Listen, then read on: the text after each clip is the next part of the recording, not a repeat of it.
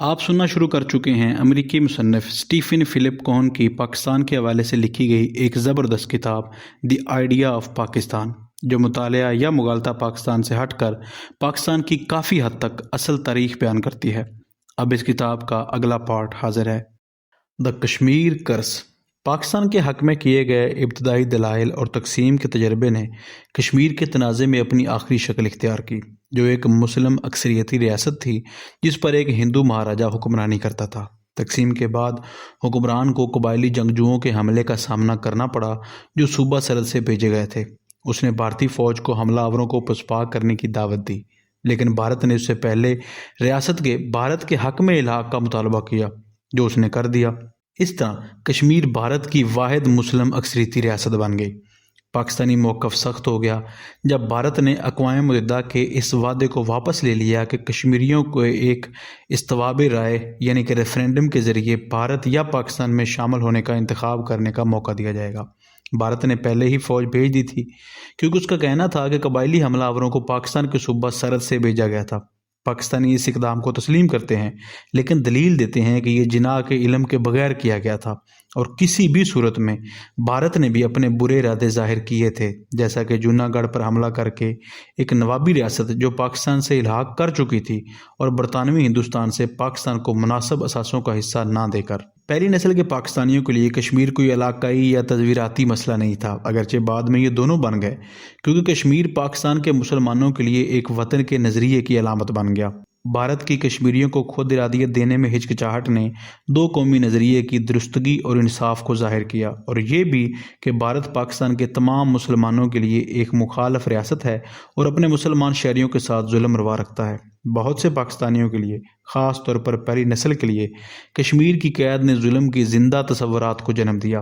वज़ीर-ए-आज़म बनने से 7 साल पहले दिलकश और अवामी सियासतदान जुल्फ़िकार अली भुट्टो ने कश्मीर को पाकिस्तान के जिस्म का खूबसूरत सर कहा, जो भारत ने इख़लाक़ियात के तमाम असूलों के ख़िलाफ़ पकड़ रखा है, क्योंकि भारत एक मुस्लिम अक्सरियती इलाके को पाकिस्तान से बाहर रखना चाहता है। इस तरह दो कौमी नज़रिए को मुस्तरद करता है। कश्मीर के बारे में इससे ज़्यादा सख्त और ज़हर आलूद बयानात भी आम हैं, जिन्हें अक्सर रियासती प्रोपेगेंडा इदारों की हमायत हासिल होती है।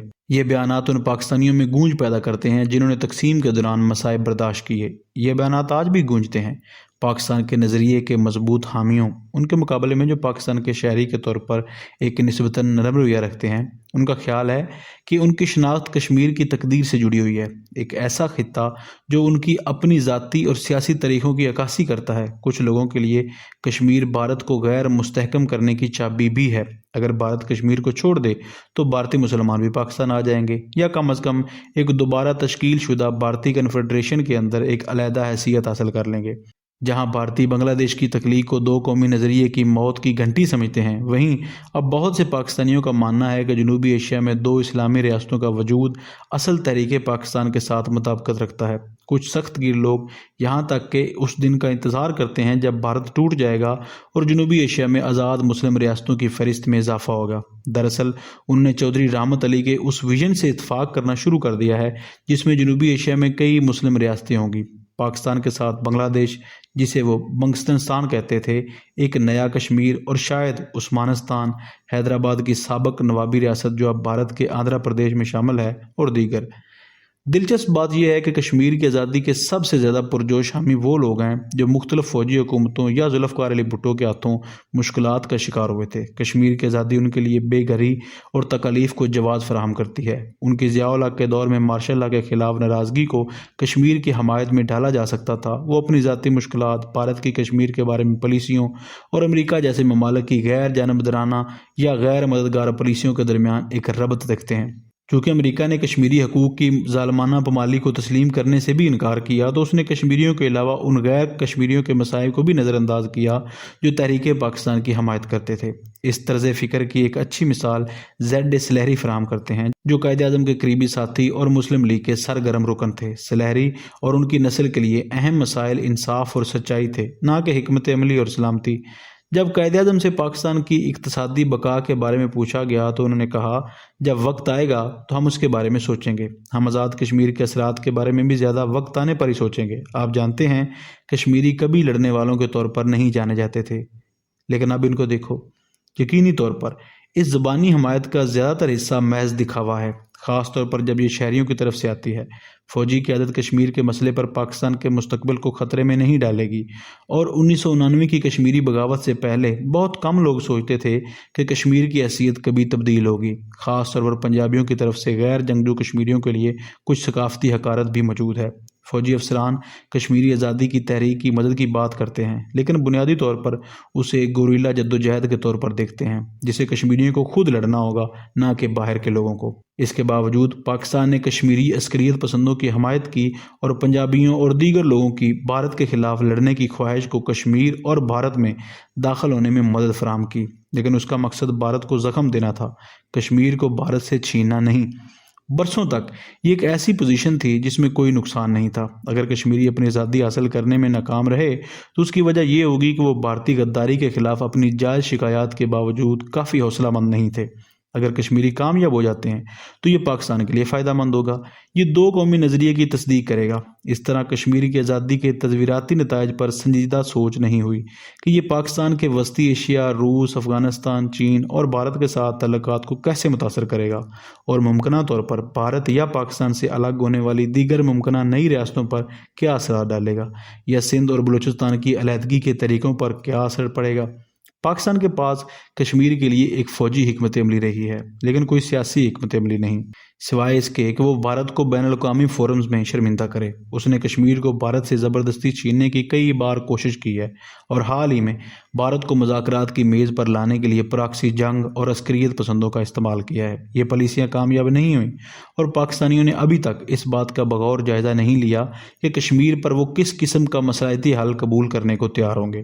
سالوں کے دوران کشمیر پاکستانی شناخت کا حصہ بن گیا ہے، کم از کم ان پاکستانیوں کے لیے جو تصویراتی اور سلامتی کے معاملات پر توجہ مرکوز کرتے ہیں۔ خاص طور پر فوج، اور یہ گہری جذباتی وابستگی اور جذبات کو جنم دیتا ہے، خاص طور پر پاکستانی شہریوں میں موجود بڑی کشمیری آبادی میں۔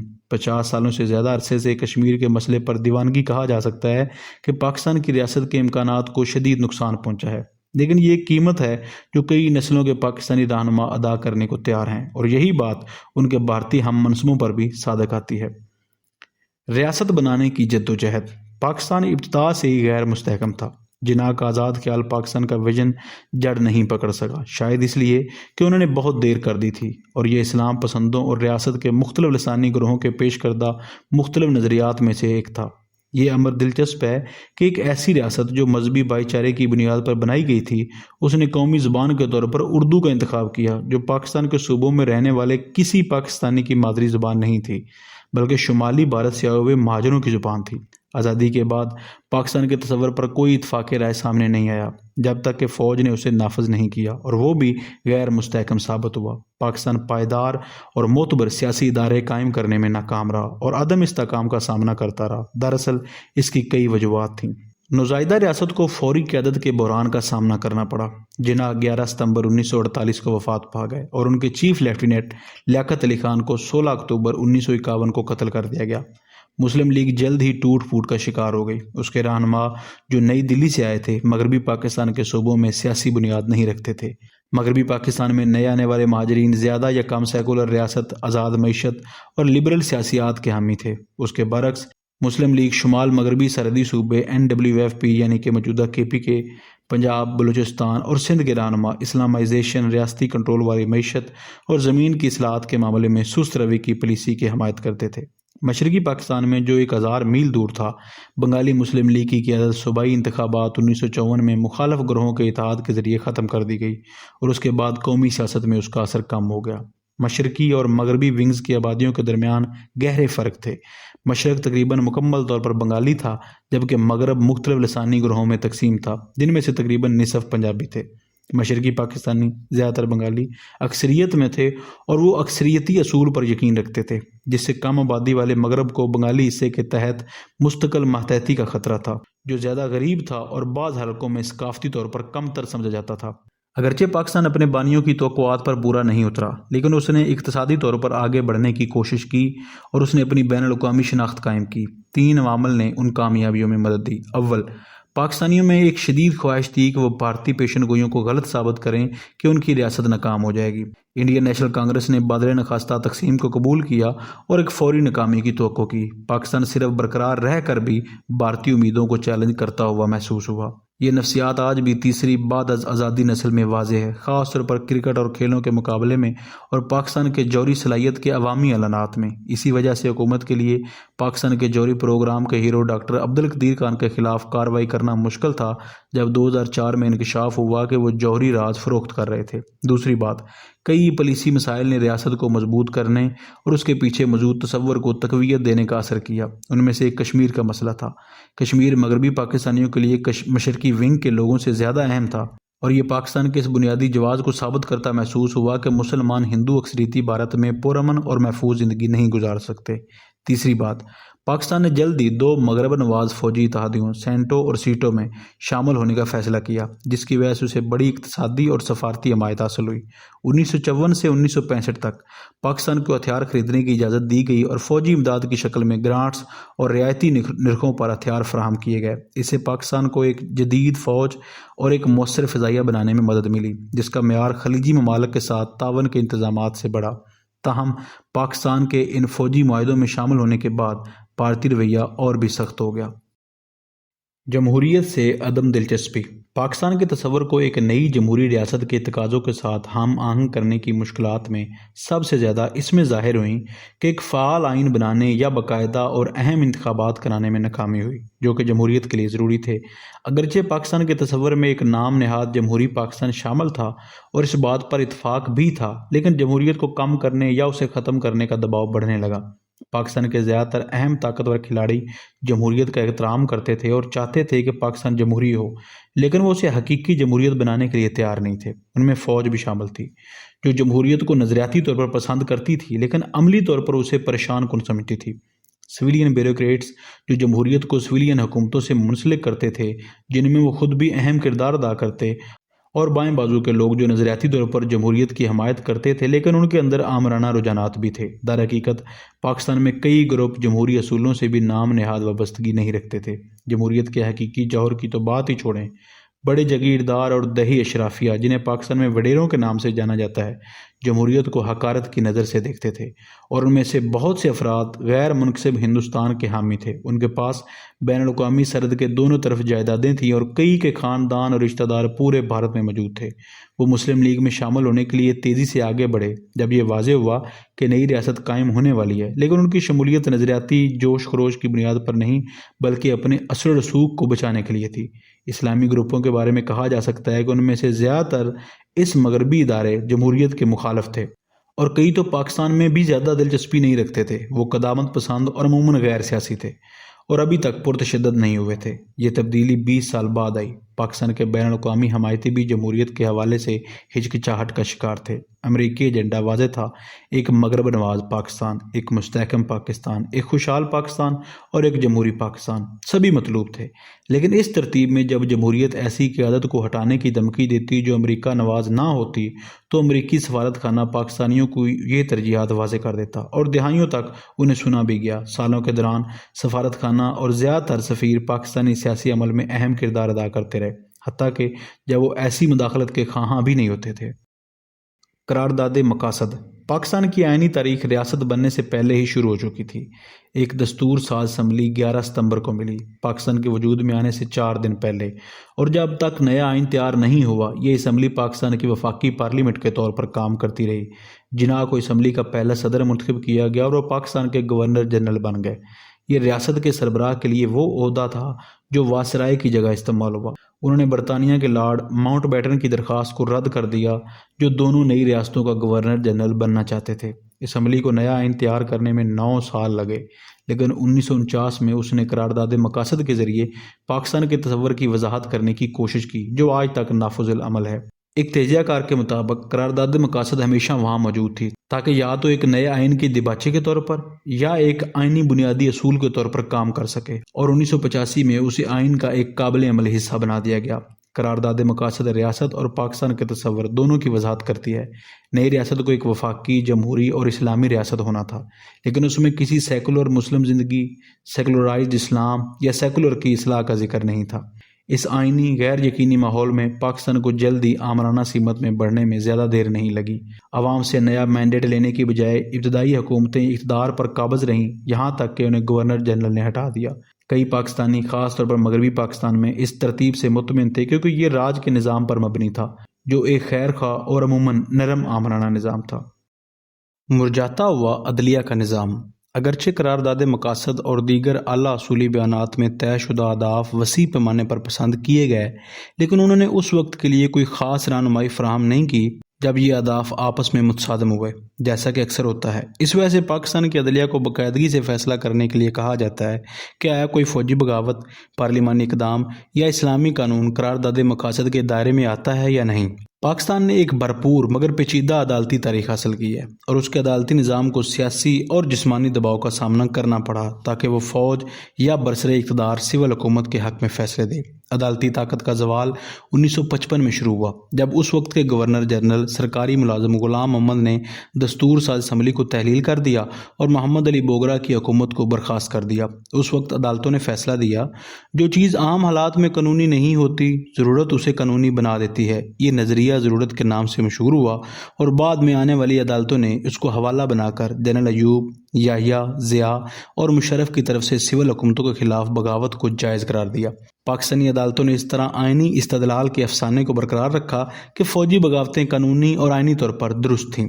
یہ جج فعال تھے اس لحاظ سے کہ وہ حکومتی پالیسیوں کی عدالتی نظر ثانی کرتے تھے، لیکن صرف جبر کے اقدامات کو قانونی حیثیت دینے کے لیے۔ ایک وضاحت یہ ہو سکتی ہے کہ پاکستان کے کئی جج مہاجر تھے اور ان کی ریاست سے نظریاتی وابستگی آئین پسندی سے زیادہ مضبوط تھی۔ بہرحال ان کی ابتدائی لچک نے بعد میں آنے والی سول حکومتوں کو قانون توڑنے اور فوجی حکومتوں کو بغاوتیں کرنے میں آسانی پیدا کی، سب نظریہ ضرورت کے نام پر۔ اسی وقت بہت سے لوگوں نے عدالتی نظام کے غلط استعمال کی مخالفت کی۔ پاکستان کی مختلف بار ایسوسی ایشنز، خاص طور پر لاہور کی بار، مسلسل ایگزیکٹو شاخ، اعلیٰ عدالتوں اور فوج کی جانب سے آئینی مداخلت پر تنقید کرتی رہی۔ آئین سازی کی کوششیں۔ پاکستان نے اپنے 57 سالوں میں 3 آئین بنائے: 1956، 1962 اور 1973 کے آئین۔ 1956 کا آئین گورنر جنرل کی جگہ صدر کو لے آیا، لیکن اقتدار وزیر اعظم کے ہاتھوں میں دیا گیا جو قومی پارلیمنٹ کے ذریعے منتخب ہوتا تھا۔ اس نے برطانوی ہندوستان کے آئینی ڈھانچے کا بیشتر حصہ برقرار رکھا اور پاکستان کو اسلامی جمہوریہ قرار دیا۔ اس کے علاوہ اسلامی جماعتوں کی مایوسی کے باوجود کوئی خاص اسلامی اقدامات متعارف نہیں کروائے گئے۔ 1962 کا آئین ایک مضبوط صدر اور ایک مفصل مقامی حکومت کے نظام کو قیام لایا جو بظاہر پارٹی سے پاک تھا۔ تیسرا آئین 1973 کا وزیر اعظم کے نظام کو دوبارہ متعارف کرایا۔ ان آئینوں میں وقتاً فوقتاً نمایاں ترامیم کی گئیں، خاص طور پر 1985 میں۔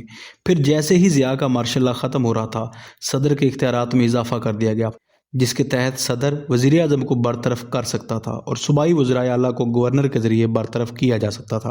1997 میں وزیر اعظم کے اختیارات کو نواز شریف نے دوبارہ بحال کیا، مگر 2002 میں جنرل مشرف نے ایک ماورائے آئین قانونی فریم ورک آرڈر LFO کے ذریعے انہیں دوبارہ صدر کے ماتحت کر دیا۔ 2004 کے اوائل میں 1 سال کی بات چیت کے نتیجے میں LFO کا بیشتر حصہ اکثریتی ووٹ کے ذریعے پاکستان کے الیکٹورل کالج، قومی اور صوبائی اسمبلیوں کے ارکان پر مشتمل میں آئین میں شامل کر دیا گیا۔ اسی وقت مشرف نے سال کے آخر میں اپنے فوجی عہدے سے دستبردار ہونے، 2007 میں صدر کے طور پر انتخاب لڑنے اور سپریم کورٹ کی طرف سے رجوع کرنے کے بعد وزیر اعظم کو برطرف کرنے کا حق برقرار رکھنے کا وعدہ کیا۔ انتخابات کی بات کی جائے تو ان کی کمی نہیں تھی، اگرچہ چند انتخابات واقعی آزادانہ تھے۔ پاکستان نے 1970 میں اپنا پہلا قومی انتخاب منعقد کیا اور اس کے بعد 1977، 1985، 1988، 1990، 1993، 1997 اور 2002 میں انتخابات ہوئے۔ ان میں سب سے تباہ کن پہلا تھا جو شاید سب سے زیادہ آزادانہ بھی تھا، جو کہ 1970 والا انتخاب تھا۔ اس کے بعد ایک خانہ جنگی بھارتی فوجی مداخلت اور پاکستان کا ٹوٹ جانا ہوا۔ بعد کے قومی انتخابات فوجی نگرانی میں ہوئے۔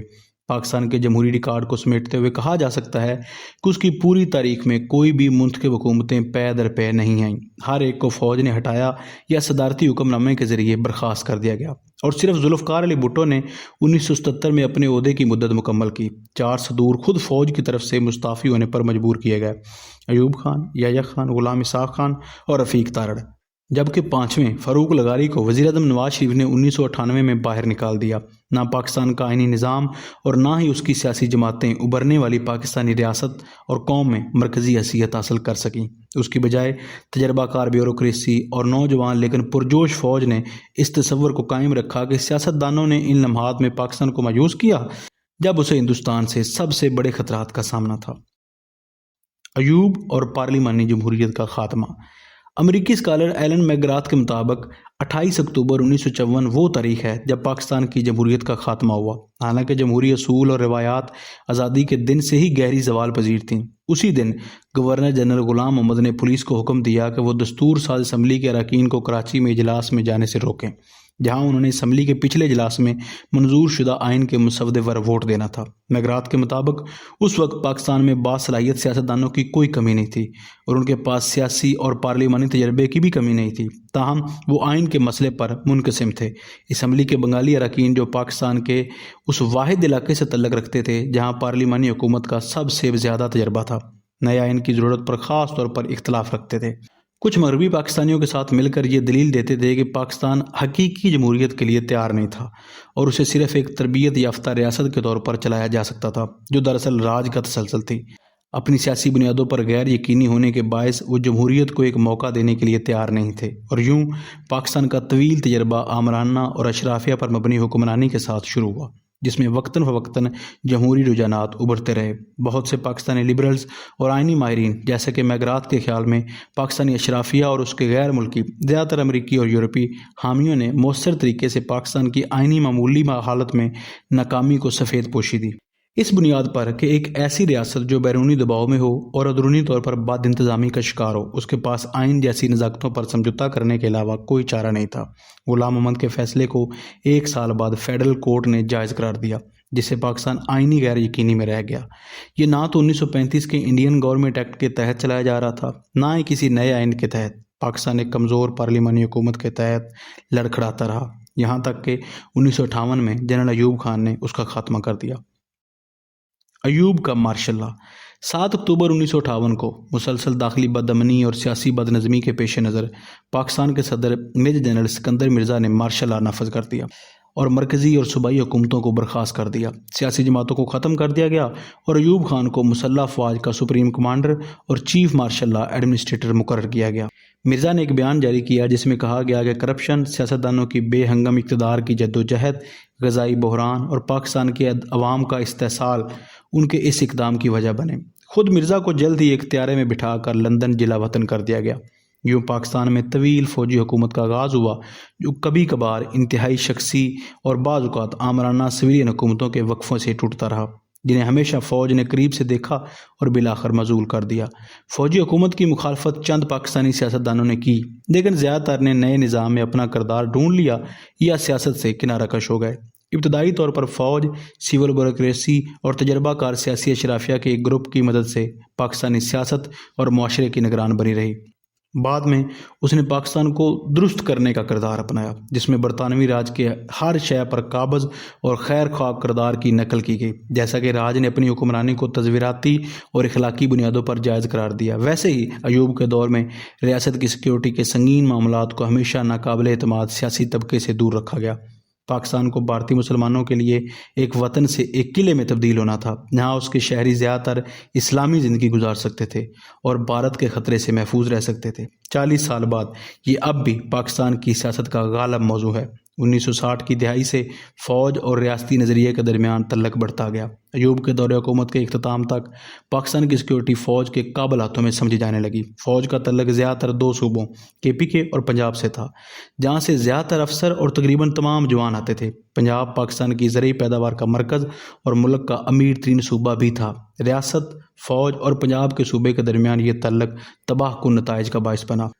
جہاں تک پاکستان کے اسلامی پہلو کا تعلق ہے، ایوب اور ان کے ساتھیوں کو اسلامی نظریے یا اصولوں میں کوئی سنجیدہ دلچسپی نہیں تھی، حتیٰ کہ وہ مذہبی طور پر عامل یا روایتی مسلمان بھی نہیں تھے۔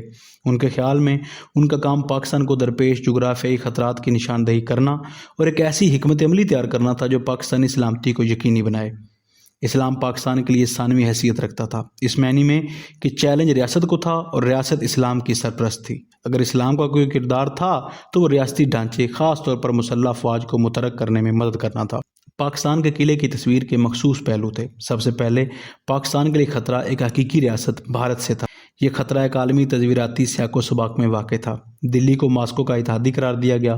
یوں اگر بیرونی طاقتیں پاکستان کی حمایت اس کے مقصد کی درستگی کی وجہ سے نہیں کرتیں تو کم از کم وہ تجویراتی ضرورت کے تحت اسلام آباد کی مدد کو آئیں گی۔ دوسری بات یہ تھی کہ پاکستانی مسلح افواج قومی دفاع اور سیکورٹی کی ضروریات کو بہتر طریقے سے سمجھتی تھیں۔ وہ قلعے کے مخلص اور پیشہ ور محافظ تھے، سویلین سیاستدان جو مسلح افواج، خاص طور پر فوج کے ہموار آپریشن میں مداخلت کرتے، ایسا ہی تھا جیسے انہوں نے قلعے کے دروازے دشمن کے لیے کھول دی ہوں۔ آخر میں علاقائی امن ممکن تھا، لیکن صرف اس صورت میں جب بھارت اور پاکستان کے درمیان فوجی توازن قائم کیا جاتا۔ اگر دلی پاکستان کے جائز وجود کو تسلیم کرنے سے انکار کرتا اور دو قومی نظریے کی سچائی کو ماننے سے انکار کرتا تو اسے ایک حقیقت کا سامنا کرنا پڑتا جس کا مظاہرہ ایک مضبوط اور مسلح پاکستان کرتا۔ بھارتی دھونس جماتے ہیں اور دھونس جمانے والی طاقت کو سمجھتے ہیں۔ پاکستانیوں کا اولین فرض یہ تھا کہ وہ قلعے کو بیرونی اور اندرونی دشمنوں سے محفوظ رکھیں۔ صدر بننے کے بعد ایوب نے پاکستان کے اس نئے تصور کو بیان کرنے کی قیادت کی۔ وہ اکثر ایسے فریم ورک سے شروع کرتے جس میں بیرونی کی ہندو مسلم اختلافات کی فہرست کی یاد آتی تھی۔ یہ برہمنوں کا غرور اور تکبر تھا جس نے ہمیں مجبور کیا کہ ہم اپنے لیے ایک علیحدہ وطن کی تلاش کریں جہاں ہم اپنی سوچ اور عقیدے کے مطابق زندگی گزار سکیں۔ وہ چاہتے تھے کہ ہم ان کے غلام بنے رہیں اور یہی حالت آج بھارت میں مسلم اقلیت کی ہے۔ بھارت اور پاکستان کے نظریات کے درمیان ایک بنیادی مخالفت تھی۔ پورا بھارتی معاشرہ ذات پات کے فرق پر مبنی تھا جس میں نچلی ذات کے آدمی کا سایہ بھی ایک اعلیٰ ذات کے فرد کو ناپاک کرنے کے لیے کافی تھا۔ ایوب نے وضاحت کی کہ بھارتی رہنما مسلمانوں سے نفرت کی وجہ سے پاکستان کو زیر کرنے کی کوشش کر رہے تھے۔ اس کا مطلب یہ تھا کہ پاکستان کو ایک مدافع قوت تیار کرنی ہوگی جس میں دفاعی اور جارحانہ طاقت کافی ہو، کم از کم اتنی کہ بھارتی فوج کو ناکارہ بنایا جا سکے۔ بھارت ہمارے خلاف اپنی افواج کو بغیر کسی پیشگی اطلاع کے متحرک کر سکتا ہے، اس لیے ہمیں ایک مستعد فوج کی ضرورت ہے جو کسی بھی وقت میدان میں اترنے کے لیے تیار ہو۔ ذوالفقار علی بھٹو کے زیر اثر ایوب نے پاکستان کے 3 بڑے ہمسایوں میں سے 2 سوویت یونین اور چین کے ساتھ بہتر تعلقات کی حکمت عملی اپنائی۔ پاکستانی نقطہ نظر میں چین بھارت کے لیے کوئی خطرہ نہیں تھا، اور بعد میں ایوب نے بھی یہ مان لیا کہ پاکستان کی امریکی حمایت یافتہ سیٹوں میں شمولیت غیر دانشمندانہ تھی۔ ایوب کو مزید یقین تھا کہ مشرقی پاکستان جو 3 اطراف سے بھارت سے گھرا ہوا تھا عملاً ناقابل دفاع تھا۔ مشرقی پاکستان کے دفاع سے ان کی لا تعلقی 1965 کی بھارت کے ساتھ جنگ کے بعد ایک بڑا بنگالی گلہ بن گیا۔ اگر پاکستانی جرنیلوں کا خیال تھا کہ مغربی پاکستان کو بچانے کے لیے مشرقی پاکستان کو بھارت کے حوالے کیا جا سکتا ہے تو بنگالیوں کو پاکستانی فیڈریشن میں رہنے کی کیا ضرورت تھی؟ یہ سوال بلاخر بنگلہ دیش کے قیام کے ساتھ جواب دے گیا۔